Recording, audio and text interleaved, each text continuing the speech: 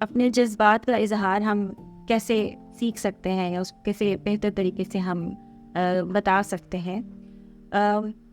देखिए, ये बहुत ज़रूरी होता है किसी भी रिलेशनशिप के अंदर, ताल्लुक़ के अंदर, कि आप अपनी जज्बाती कैफियत को बयान करें। अगर आप वो बयान नहीं कर पाते, आपको मुश्किल हो रही है उसको बयान करने में, तो वो रीज़न ये भी हो सकती है कि अक्सर ऐसा होता है कि पार्टनर्स एक दूसरे से बात करते हैं लेकिन दूसरा सुनने वाला उसे डिफेंसिव हो जाता है उस पर, यानी वो उसको अटैक समझने लगता है या उसको अंडरस्टैंड नहीं करता, तो पार्टनर एक दूसरे से खिंचना शुरू हो जाते हैं, अपनी बात कम्युनिकेट नहीं कर पाते। या ये भी रीज़न हो सकता है कि जैसे हमारी सोसाइटी में मर्द हजरात के साथ ही ऐसा होता है कि उन्हें इमोशनली एक्सप्रेस करना नहीं सिखाया जाता। उन्हें यूजली ये कहा जाता है कि खामोश जो मर्द है वो बारो मर्द है, जबकि ऐसा नहीं है।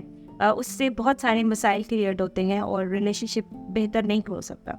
तो उसमें ये ज़रूरी है कि आप अपनी बातों को बैठ के पहले तो खुद असेस करें व्हाट यू वांट, आप क्या चाहते हैं, आप क्या फील करते हैं। पहले सेल्फ अवेयर होना बहुत ज़्यादा ज़रूरी है।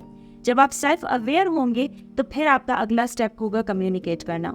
सम टाइम बात करने में उनको मुश्किल हो रही होती है, तो आप उसके लिए डिफरेंट तरीके कार इस्तेमाल कर सकते हैं, जैसे कि आप लिख के अपनी बात पहले खुद से कम्युनिकेट करें ताकि वो आपके पास, आपके दिमाग में, आपके शऊर में वो आ सके, और फिर ट्राई करें अपनी बात को कम्युनिकेट करने। छोटे छोटे लेवल की बात स्टार्ट करें। बहुत एक्सट्रीम इश्यूज़ पे अगर आप बात नहीं कर पा रहे तो छोटे छोटे स्टेप्स पे अपनी बातों को, अपने छोटे छोटे इमोशंस को शेयर करना स्टार्ट करें ताकि आपकी प्रैक्टिस हो सके अपने इमोशंस को शेयर करने की।